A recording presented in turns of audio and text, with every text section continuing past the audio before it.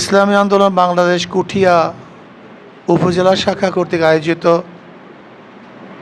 আজকে কর্মী তরবিয়াতের সম্মানিত সভাপতি শ্রদ্ধাভাজন ওলামায়ে কেরাম, সর্বস্তরের ইসলাম প্রিয় ভাইয়েরা আমার, ইসলাম সম্পর্কে মুসলমানরা আসলে অনেকেই অবগত নন, অনেকেই জানেই না ইসলাম কী জিনিস। অনেক ওলামায়ে কেরামও ইসলামী শিক্ষার থেকে অনেকটাই দূরে, আর সাধারণ পাবলিক তো দূরের কথা।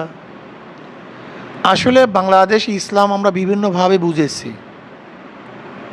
এক একজন এক এক ধরনের ইসলাম বুঝছি। কেউ দাওয়াত এইটিকে ইসলাম মনে করছে, কেউ তাসাউফ এইটিকে ইসলাম মনে করছে, কেউ জিহাদ এটিকে ইসলাম মনে করছে, কেউ তালিম এটিকে ইসলাম মনে করছে। যেমন দেখবেন যারা তালিমে আছে তারা অন্য কিছু করতে চায় না, যারা দাওয়াত দেয় তারা জিহাদ করতে চায় না, যারা জিহাদ করে তারা তাসকিয়া করতে চায় না। কি কথা ঠিক না? মানে মনে হয় যেন এটা ভিন্ন ভিন্ন কাজ। আমি একটা উদাহরণ দিলে বুঝতে পারবেন ইসলামটা কি, একটা উদাহরণ দিলে ক্লিয়ারলি বুঝতে পারবেন। আমি একজন মানুষ, আমার হার্টের প্রয়োজন নাই। আপনি যাবেন হার্টের ডক্টরের কাছে, সে বলবে ভাই হার্টের এই গুরুত্ব, হার্ট ছাড়া মানুষ বাঁচবে না, হার্টের প্রতি খুব খেয়াল রাখেন। আচ্ছা বলেন তো, হার্টের ডাক্তার সাহেব হার্টের ব্যাপারে যে ফজিলাত বয়ান করছে এটা সত্য না মিথ্যা? আচ্ছা হার্টের ব্যাপারে লক্ষ্য রাখবো, কিডনির প্রয়োজন নেই? আপনি গেছেন কিডনির ডক্টরের কাছে, সে কিডনির ফজিলাত বয়ান করবে, কিডনির এই গুরুত্ব সেই। আপনি এখন ভাবতেছেন কিডনি যথেষ্ট, অন্য কিছুর দরকার নেই। আপনি কিডনি নিয়ে ব্যস্ত, আপনি কিডনির তদবির নিয়ে ব্যস্ত, কিন্তু আপনি কিডনির তদবির করতে করতে হার্ট যে ফেল করছে সেই খবর নেই। আপনি গেছেন লাংসের ডাক্তারের কাছে, সে লাংসের ফজিলাত বয়ান করবে, লাংসের এই গুরুত্ব সেই গুরুত্ব, আসলে গুরুত্ব আছে কি নেই। আপনি গেছেন ব্লাডের ডাক্তারের কাছে, সে ব্লাডের ফজিলাত বয়ান করবে, ব্লাডের গুরুত্ব নেই। আচ্ছা বলেন তো, শরীরের মধ্যে আপনি কোনটাকে বাদ দিবেন, কোনটাকে রাখবেন? হ্যাঁ, আচ্ছা কোনটাকে অসুস্থ করবেন, কোনটাকে সুস্থ রাখবেন? তার মানে ব্লাড হার্ট লাংস কিডনি, এই সমস্ত পার্টসগুলি যখন একই সাথে একই মানুষের মধ্যে একই সাথে সুস্থ থাকবে তখন মানুষটা সুস্থ। কিন্তু কোনো একটা পার্টস একটা হাই কোয়ালিটির, কোনোটা ড্যামেজ হয়ে যাবে, মানুষটা কিন্তু বাঁচবে না। ইসলামের মৌলিক চারটা কাজ, মৌলিক: দাওয়াত, তালিম, তাসকিয়া, জিহাদ। বলেন, দাওয়াত, তালিম, তাসকিয়া, জিহাদ মৌলিক। খুব ভালো মতো উদাহরণ দেবো, বুঝতে পারবেন। দাওয়াত ভাই, আপনি নামাজ পড়েন, নামাজ পড়লে ফায়দা রেখে জান্নাতে যাবেন, জাহান্নাম থেকে মুক্তি পাবেন। ব্যক্তি উদ্বুদ্ধ হয়ে গেছে, হ্যাঁ আমার নামাজ পড়া দরকার। কিসের মাধ্যমে উদ্বুদ্ধ হয়েছে? জোরে বলেন, দাওয়াতের মাধ্যমে। এই দাওয়াত যদি না পেত তাহলে সে নামাজ উদ্বুদ্ধ হইতো না। আচ্ছা বলেন, নামাজ কি এমনি পড়া যায় না শিক্ষার প্রয়োজন আসে? উজু জানতে হবে, গোসল জানতে হবে, নামাজের শিক্ষা। এখন তালিমের প্রয়োজন নেই, তাহলে দাওয়াতের পর আসছে কি? তালিম। এখন ব্যক্তি যদি নামাজ পড়তো না, কেউ সালামও করতো না, কালামও করতো না, এখন নামাজ পড়ে সবাই তাকে হাদিয়া দেয়, তোহফা দেয়, সম্মান দেয়, শ্রদ্ধা করে। এখন মানুষকে দেখাবার জন্য নামাজ শুরু করছে, নামাজ হবে? দরকার কি তাসকিয়া? জোরে বলেন, ইন্না সলাতি ওয়া নুসুকি ওয়া মাহইয়া ওয়া মামাতি লিল্লাহি রাব্বিল আলামিন। তাসকিয়ার দরকার নাই নাকি? হ্যাঁ, বেশ ভালো কথা। আপনি দাওয়াত পেয়েছেন, তালিম নামাজ শিখছেন, তাসকিয়ার দ্বারা নামাজ কবুল করা বা শুদ্ধ করার চেষ্টা করতেছেন। আপনি আসছেন এই মসজিদে, শয়তান গেটের মধ্যে দাঁড়ায় আছে, ঢুকতে দিবে না। এখন আপনি কি করবেন? ফিরে যাবেন বাড়িতে?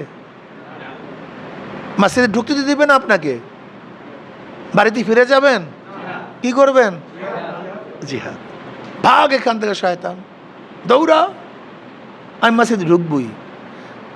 আপনার কোনটাকে বাদ দেবেন বলেন তো? কিন্তু আমাদের সমস্যাটা কি? আমাদের সমস্যাটা, যারা শয়তানের সাথে মারামারি করি তারা তাসকিয়া করি না, যারা তাসকিয়া করে তারা শয়তানের সাথে মারামারি করে মসজিদে ঢুকি না, যারা মসজিদে ঢুকতে চায় তারা আরেকজনকে ঢুকাবার দাওয়াত দেই না, যারা দাওয়াত দেয় তারা শিক্ষা অর্জন করি না। কি সমস্যা আছে কি নেই? ইসলামের মৌলিক 4টা কাজ: দাওয়াত, তালিম, তাজকিয়া, জিহাদ। প্রত্যেকটাই প্রয়োজন। আজকে আল্লাহর জমিনে আল্লাহর হুকুমাত কায়েম করার দরকার। আমরা অনেকেই চেষ্টাই করি না, চিন্তাও করি না। অনেক মুসলমান নামাজ পড়ে, কিন্তু ডেমোক্রেসি, গণতন্ত্রবাদ, গণ মানে জনগণ, তন্ত্র মানে আইন। কি দাঁড়ালো? জনগণের। আল্লাহ কি বলছেন? ইনিল হুকম ইল্লা লিল্লাহ। আইন কার? আপনি বলছেন জনগণের। আপনার ইমান আছে? নামাজ তো পড়েন, ইমান কই? আগে বলেন ইমান খোঁজ করেন, আগে ইমান খোঁজ করেন। আপনি নামাজ পড়েন সেকুলার। সেকুলার মানে ধর্ম নিরপেক্ষ। ধর্ম নিরপেক্ষ। কোনো সেকুলারিজম ভাই একটু বন্ধ করি আল্লাহর রাস্তে, অলরেডি ক্ষতি করে ফেলছেন। এদিকে খেয়াল দেই। সেকুলারিজমের মূল অর্থ, সেকুলার শোনেন না? সেকুলারিজম, আমরা সেকুলারিজমের অর্থ কি করি? ধর্ম নিরপেক্ষ। আচ্ছা ভুল। আপনি অক্সফোর্ডের ডিকশনারি উঠায় দেখেন, সেকুলারিজমের অর্থ হলো ধর্মহীনতা। সেকুলার জন্মই গ্রহণ করছে গোটা দুনিয়ার থেকে ধর্মকে বিদায় দেওয়ার জন্য। এটা সেকুলারের আবিষ্কার। ধর্মের বিপরীতে আসছে সেকুলার। অথচ ব্যক্তি নামাজ পড়ে কিন্তু দাবি করে আমি সেকুলার। আজীব মানুষ না বলেন তো? সেকুলার যে ব্যক্তি, সে ব্যক্তি ধার্মিক না, আর যে ধার্মিক সে সেকুলার না। তো ব্যক্তি পড়তেছে নামাজ অথচ সেকুলার, বলে আমি ধর্ম নিরপেক্ষ। আল্লাহ বলছে ইন্নাদ দীন ইনদাল্লাহিল ইসলাম, আল্লাহর কাছে মনোনীত ধর্ম কি? আর আপনার বলছেন আমি নিরপেক্ষ। ইমান আছে? ইমানই তো রয়েছে, নামাজ পড়েন কি নিয়া? আমাদের মধ্যে বহু সমস্যা। ভোটটা মানে কি বলেন তো? সমর্থন করা। ভোট মানে কি? সাপোর্ট করা। ভোট মানে কি? সাহায্য করা। ভোট মানে কি? সহযোগিতা করা। এর নাম না ভোট? ভোট মানে সাক্ষ্য দেয়া, এই ব্যক্তি সবচেয়ে ভালো। আপনি বলেন একজন আলেম দিনদারকে বাদ দিয়ে চোর গুন্ডাকে যদি আপনি সাক্ষী দেন, ভালো? আপনার চেয়ে খারাপ লোক কেউ আছে? ভোট মানে সহযোগিতা করা। আপনি চেয়ারে উঠতে পারেন না, আমার ভোট ব্যতীত, আমি ভোটের ধাক্কা দিয়ে চেয়ারে বসায় দিলাম, এর নাম না ভোট? এখন আমার ধাক্কা খেয়ে চেয়ারে উঠা যত চুরি করবেন তার দায় দায়িত্ব কার? এতটুকু মানুষ কেন বুঝবে না? এতটুকু মানুষ কেন বুঝবে না? এতটুকু সেন্স মানুষের কেন থাকবে না? আমার ভোটের ধাক্কায় যাকে চেয়ারে বসালাম তার গোটা দায় দায়িত্ব আমার। ধরে নেন এক খেয়ালা খেয়া দিচ্ছে, চোরেরা চুরি করতে যাবে, খেয়ালাকে বলতেছে ভাই আপনি যদি পান না করেন আমি তো যেতে পারবো না। খেয়ালা বলছে আমি দরবেশ মানুষ, আমি নামাজি, তাহাজ্জুদ গুজার, তোমরা চুরি করবা, তোমার চুরির ভাগের মধ্যে নেই, কিন্তু যেহেতু আমার খেয়া চুরি করতে পারবে না, আসো আমরা ধাক্কা দিয়ে দিই। খেয়ালা ধাক্কা দিয়ে আপনাকে পার করছে, চুরি করার সাহায্য করছে। এসে খেয়ালার কোনো দোষ আছে? কথা বলেন না কেন? খেয়ালার কোনো দোষ আছে? চুরির ভাগের মধ্যে নেই, দোষ থাকবে কেন? হ্যাঁ, তা আপনি কেন বুঝছেন না? ওই চোরের বিরুদ্ধে যদি কেস হয়, খেয়ালার বিরুদ্ধে কেস হবে। ওই খেয়ালার চোরের যে শাস্তি হয়, খেয়ালার কি হবে? যেহেতু তার ধাক্কা ব্যতীত সে চুরি করতে পারতেন। তা আপনি যে ধাক্কা দিয়া চেয়ারে বসাইয়া ইসলামের বিরুদ্ধে আইন পাশ করাইছেন, চুরি করাইছেন, ডাকাতি করাইছেন, খুন করাইছেন, এ দায় দায়িত্ব কে নিবে? মানুষ বুঝেই না কেন? কেন বুঝতে চায় না?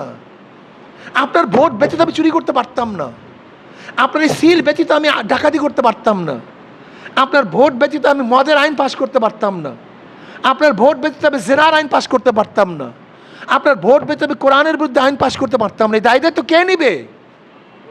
এই ভোটাররা নিবে। এই জন্য কিয়ামতের ময়দানে অনেক ভোটার দেখবো লক্ষ লক্ষ ব্যারেল মদের গুণা, লক্ষ লক্ষ লক্ষ লক্ষ জেনার গুণা। আল্লাহ আমি কোনো দিন তো মদ পান করি নাই, কোনো মেয়ের দিকেও তাকাই নেই, এত গুণা আসলো কোথার থেকে? আল্লাহ বলবেন যাদেরকে সিল মারিয়া ভোট দিয়া মদের আইন পাশ করাইছো, তোদের ভোট ব্যতীত সংসদে মদের আইন পাশ হইতো না। কাজে যাদেরকে ভোট দিয়া মদের আইন পাশ করাইছো সমস্ত দায় দায়িত্ব তোদেরকে বহন করতে হবে। আল্লাহ আমাদের সবাইকে মাফ করে দেন। এর ইসলামী আন্দোলন বাংলাদেশের কাজ হলো দাওয়াত, তালিম, তাজকিয়া, জিহাদ। ইসলামী আন্দোলন বাংলাদেশ বিশ্বাস করে মুসলমানদের কোনো মুহূর্তের কাজ বিফলে যাবে না। আর মুসলমানের সাবজেক্টের মধ্যে হারা বলতে কোনো সাবজেক্ট নেই। মুসলমানের সাবজেক্টের মধ্যে হারা বলতে কোনো ঠগার কোনো সাবজেক্ট মুসলমানের মধ্যে নেই। আমরা মরলে শহীদ, বাঁচলে কাজে আমাদের হারা বলতে কিচ্ছু নেই। আমরা ঠগলেও জিত, জিতলেও জিত, ঠগলেও জিত, জিতলেও জিত। এর জন্য বিজ্ঞানীরা বলেন, দামি ব্যক্তিরা বলেন, জ্ঞানীরা বলেন, ব্যবসা করো আতরের ব্যবসা, ব্যবসা না হলেও ঘেরান ফাও। আর কয়লার ব্যবসা করবা, ব্যবসা না হলে ময়লা ফাও। কি কথা ঠিক না? দল করেন ইসলামিক দল, হক্কানি ইসলামিক দল করেন। যদি দুনিয়াতে ক্ষমতায় না যাও, জান্নাত আস। আর এই বাজে কয়লার দল করবা, জীবন বড় দুনিয়া খসরাত দুনিয়া ওয়াল আখিরা। আজকেও দেখেন মারামারি করে মারা গেছে। আজকে দেখেন বিএনপি মারামারি করে প্রতিদিন, এখনো ক্ষমতায় আসে নাই, কিন্তু নমুনা ক্ষমতায় আসলে কি করবে, নমুনা পেশ করতেছে মাত্র। প্রতিদিন মারামারি, প্রতিদিন। যদি এরা ক্ষমতায় যায় কি যে অবস্থা হবে আল্লাহই ভালো জানেন। জানি না অবস্থাটা কি হবে।